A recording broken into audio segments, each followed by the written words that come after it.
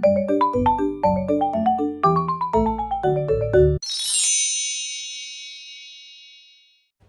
friends, it's Unicorn Princess here, and it's been a month, I think. And I just wanted to sit down and catch up with you and let you know where I'm at and what's going on in life and stuff. So I decided a little while ago that I was only going to make videos when I felt particularly creative, because even though I had a schedule before, I wasn't really happy with a lot of the stuff I was making. So, you know, it's a creative thing, and I decided I'm just going to make videos when I have something really good to give you. So that's why we're a month, and here we are. I don't even know if this will be good, but I guess I didn't want to leave you hanging, so just like have a cup of wand tea and let's catch up.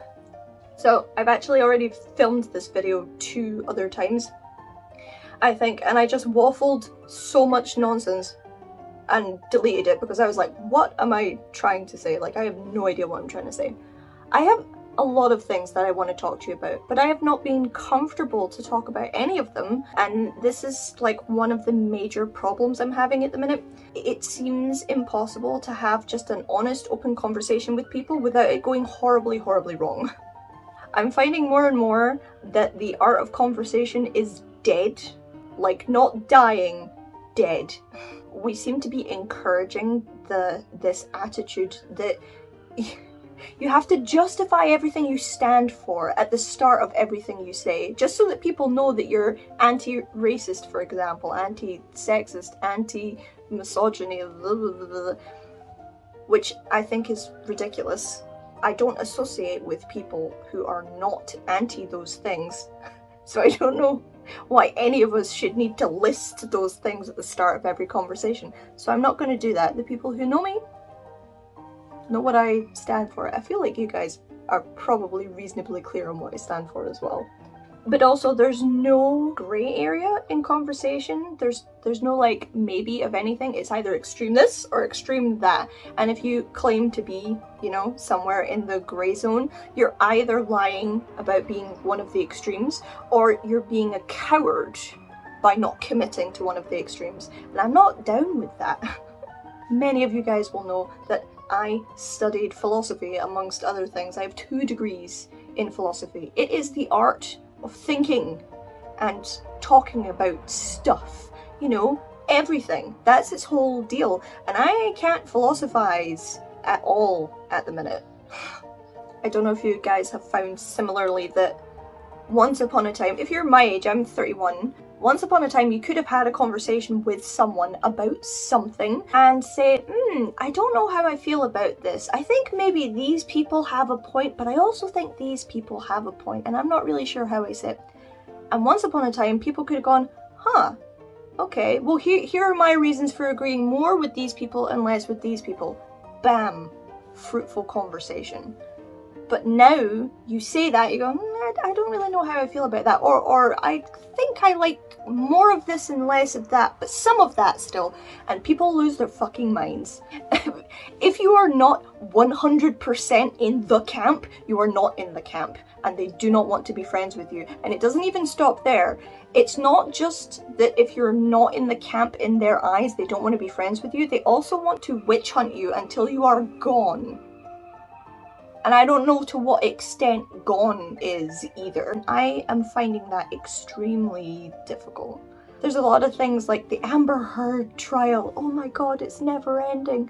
You guys may also know that my mum is a law person. I grew up with a lot of legal stuff, so I'm definitely not an expert, but I understand some of the basic jargon and how things work, at least UK. And America is similar, obviously, with some differences.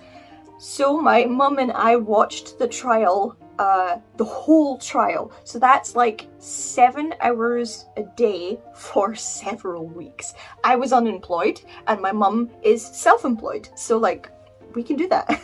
When it came to an end, there was a lot of people saying that this was a huge loss for women. And I was baffled.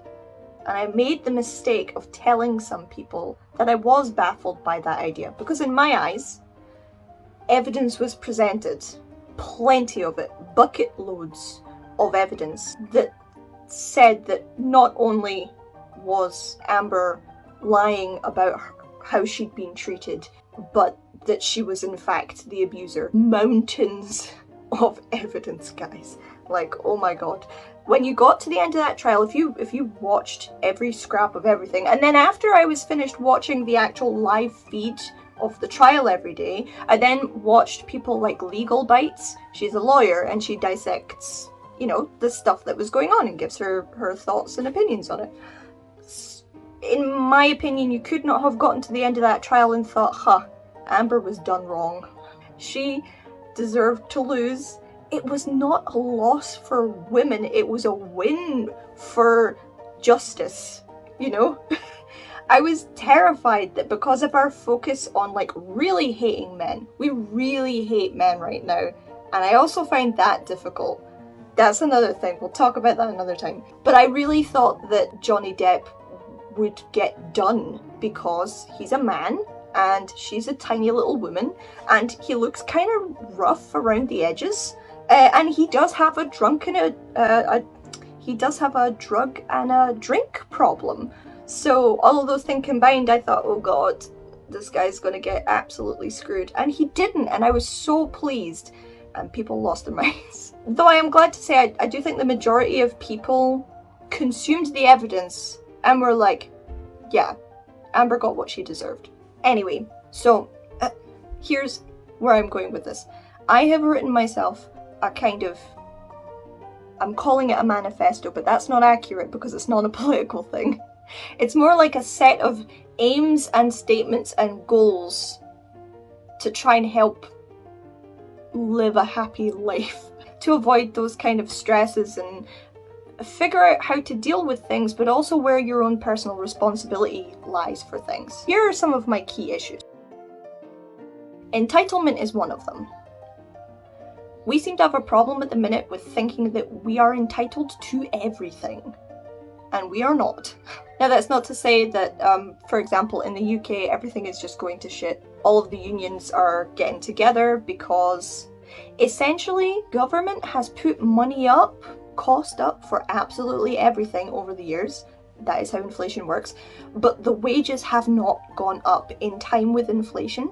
So there's a graph, if I can find it I'll show you. When my mum was young, a wage would be this much, and the cost to mortgage a house would be like this much, right? So it's a lot of money, but it's doable.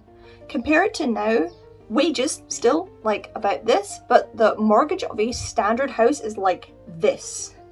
Like, it's impossible. Literally, not metaphorically, impossible. People my age cannot afford to mortgage a house. We can barely afford to rent a house, or a flat, or an apartment, or a studio. People have to live together in groups, which is fine when you're a student, but it's going on well beyond that point. So anyway, that kind of entitlement, that's like a society, a structural thing. I believe that people deserve to be paid the right amount for their work so that they can afford to live a decent, comfortable life. You shouldn't be working to dig your grave, you know? That's not what I'm talking about.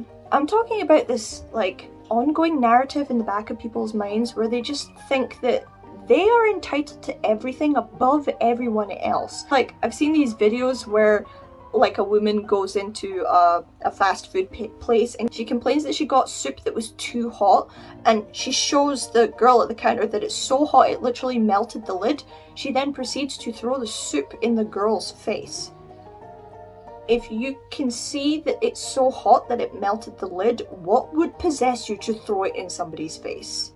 It's because she felt entitled to have her wrongs done over. She didn't care about, you know, the other person. I saw someone recently say they were entitled to not get sick.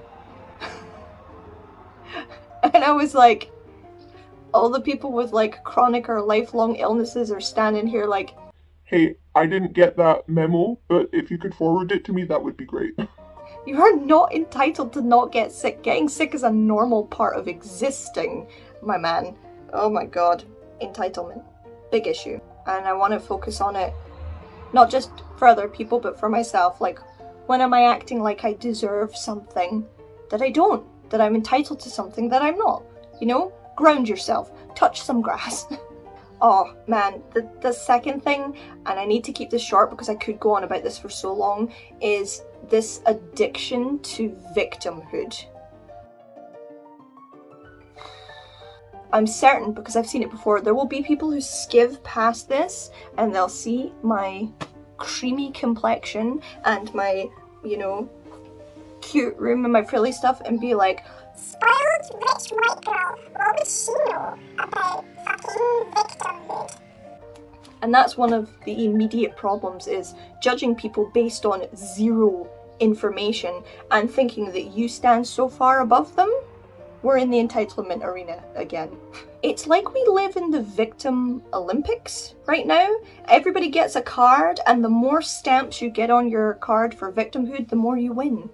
You know, the more points I have on my victim card, the more I can get away with being a total dick to other people and they can't say anything back to me. And it's like, there are legitimate things. Like, if you're disabled, for example, but you don't look disabled, and sometimes you have to say to people, like, I need to sit down, or I can't do these days at work, or whatever, and people are like, why not? And you're like, because I'm disabled and it will make me sick, or I can't walk, or whatever. That's not victimhood, that's just like practical. I can't do this thing. I need to not do this thing. It's more like, if I can find this conversation, I will also post it for you. Somebody put this big post up saying how difficult it is to be an autistic person, and just listed all the ways that it makes life difficult, and that society doesn't care nor cater for people with autism. There was people underneath leaving like supportive comments, and one person was like, I'm really sorry that you've had to experience life that way, and it must be really difficult to manage all of those things, and like, I hope things get better for you or whatever. And the person who had made the post went apeshit at this person. They referred to themselves as us autistics for a start, which I found a little problematic. I don't know why, it just doesn't sound okay. But they were like, of course someone like you, who's not one of us, would suggest that it's difficult or a burden to be autistic. They just went off at this person. And it's like, okay, but you just set this entire thing up literally explaining how difficult it is to be an autistic person. Someone has shown you support distantly and said, I hope things improve, and then you attack them for their support and accuse them of being closed-minded or ignorant or whatever, when there was no malice of any kind in any way in what they'd said. It's that. I'm going to tell you how my life is difficult and how I have suffered. You're going to offer me support, potentially, or try and empathize with me, and in response, I'm going to be mad at you or blame you or accuse you of stuff to victimize myself more. And that's probably the overarching umbrella of my issues. My difficulty in communicating right now is that you can't even talk about something that's outside of you without people attacking your person. You personally. You must be an idiot. You must be a selfish, bigoted racist or something. Yeah. But yeah, we just seem to be living in an instance where everything is somebody else's fault, and they need to seed blame onto all of those other people. And it's so unproductive and exhausting. Like, on one hand, acknowledge where groups have done things. Like in our UK instance, for example, the incredibly wealthy are part of a structure, the capitalist structure, if you will, that has brought us to the point that we're at now. And things like exceedingly rich people who don't pay any tax but then claim billions in tax rebate is contributing like massively to the situation we find ourselves in. So yes, acknowledge that this group are problematic and that within the structure we sit in, that needs to be addressed. Sure. But to just go after the people personally and be like, you know how we could solve this problem? Let's just murder them all. I know how tempting that is, I do understand that the level of anger that people have about their situation, but as soon as you step into a territory where you say, let's murder this whole group of people, I want to say that we've seen people go there before and it doesn't end well, and that it's never right to condemn a whole unchecked group of people to a specific fate. I will never be behind that. So, now that I've complained for however long it is I've complained for, let me tell you the aims of my manifesto. These are my key issues. There are certainly more in here, but here is what I aim to do. To live in a giving way. To give to the planet, because it needs it, because we're treating it like garbage. So just, you know, being mindful of what we need to do to keep it healthy, because we live here, and we literally can't live anywhere else. But also to give to the people around you that are good to you.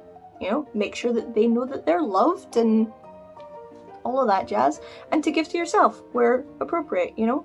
If you need a break, give yourself a break. You need a date day for yourself, give yourself a date day. To try and better understand what it is that I am entitled to, genuinely. So on one hand, if my boss is being awful to me at work, to understand that I am entitled to be treated with dignity in the workplace, and that there are people I can go and talk to stop that from happening.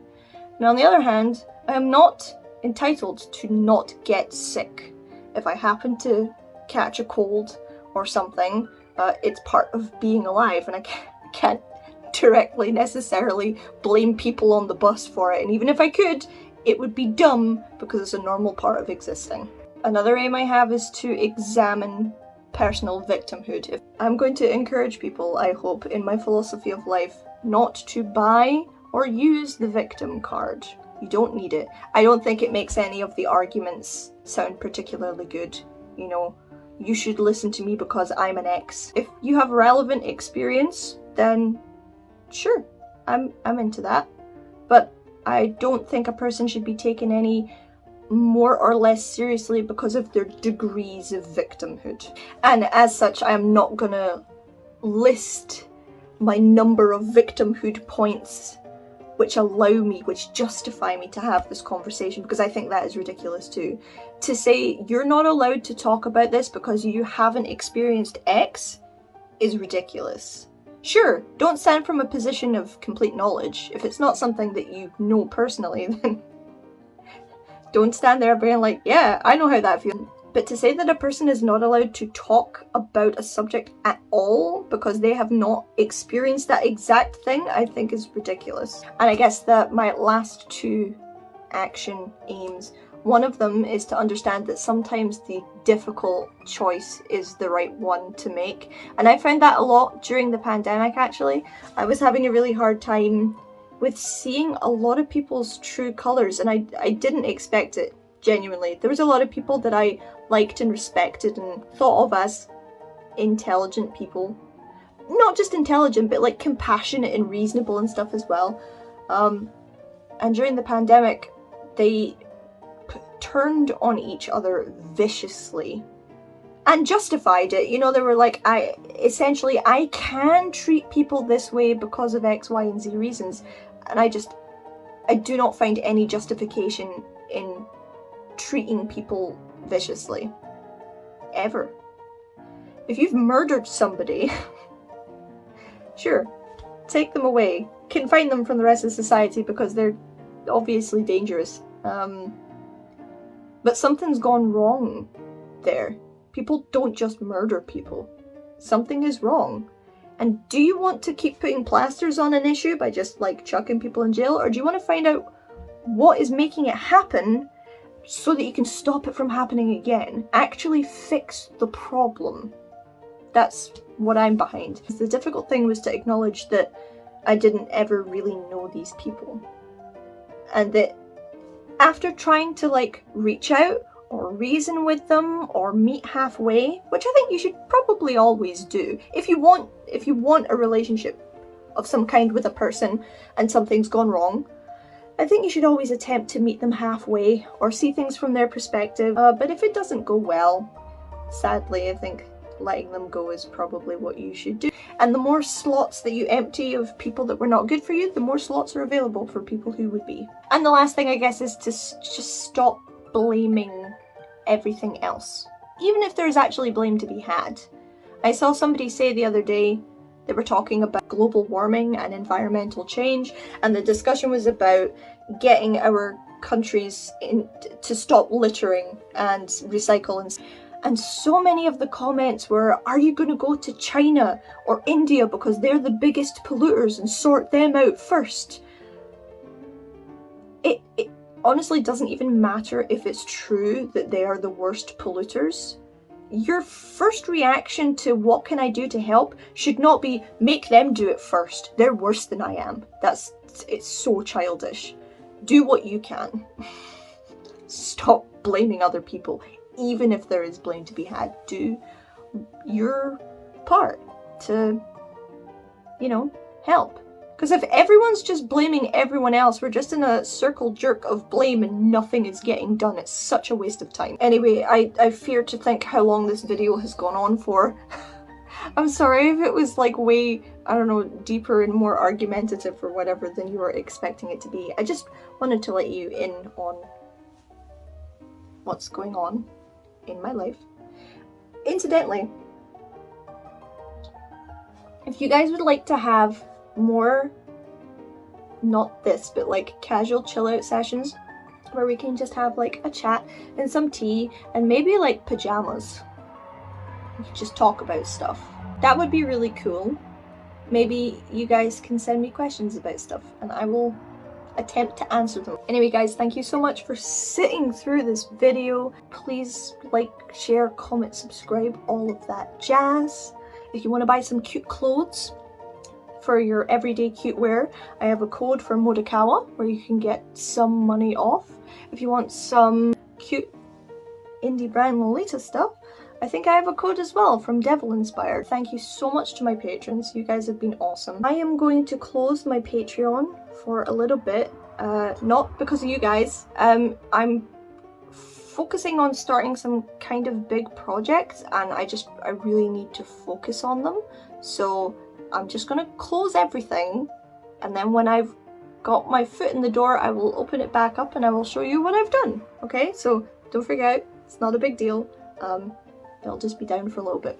So a huge thank you to all of my patrons. You guys are amazing. Thank you so much for all of your patience and your support.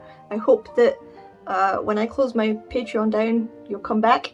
Maybe it'll be better for you when it opens back up again. And yeah, I'll see you all next time. Bye-bye. Love.